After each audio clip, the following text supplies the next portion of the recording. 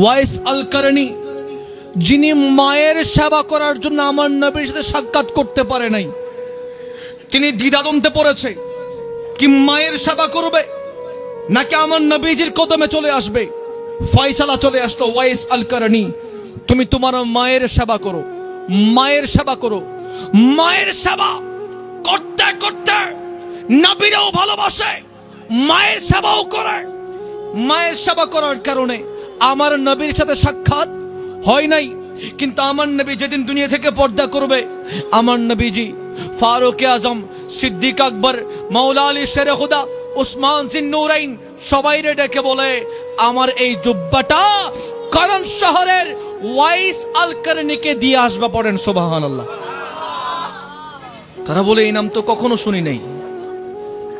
কারণ সিদ্দিক আকবর মনে করলেন আমি নবীর সাথে ছোটবেলা থেকে বড় হয়েছে, হয়তোবা জুব্বা আমি পাবো। উসমান জিন্নুরাইন মনে করলেন আমি নবীর দুইজন কন্যার জামাতা, হয়তোবা এই জুব্বা আমি পাবো। হযরত ফারুক আজম মনে করলেন জুব্বা আমি পাবো। মাওলা আলী শেরে খুদা মনে করেছিলেন তিনি ফাতেমাতুজ জাহরার স্বামী, হাসান হুসাইনের বাবা, যার কারণে তিনি জুব্বা পাবেন। পাই নাই তো পাই নাই, আমার নবীজি বলছে জুব্বা পাবো ওয়াইস আল কারনী। পড়েন সুবহানাল্লাহ। এবার তারা আমার নবীজি দুনিয়া থেকে পর্দা করার পরে জুব্বা নিয়ে কারণ শহরে গেলেন।